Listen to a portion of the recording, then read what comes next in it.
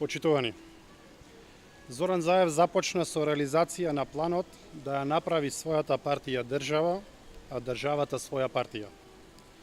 Тој пред своето членство вети дека СДС ќе владее со бркање од работа на неистомислениците и со вработување партиски послушници од чистачка до директор. Ова е единственото ветување кое Зоран Заев започнал да го остварува.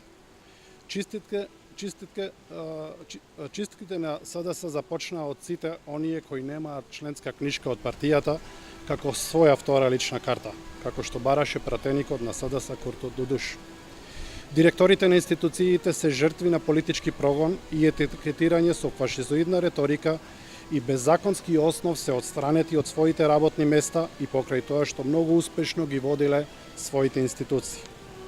Но СДС не ја интересираат успешните и функционални институции, туку брутална партизација и приватизација на државата.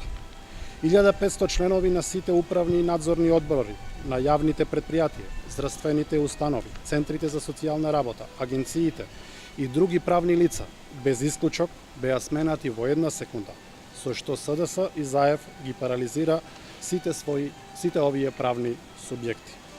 СДС тврдеше дека администрацијата била пренатрупана, а веднаш по доаѓањето на власт започна да ја полни со своји партиски војници и профитери од невладиниот сектор кои наместо коректив на власта беа одработувачи на агендата на СДС.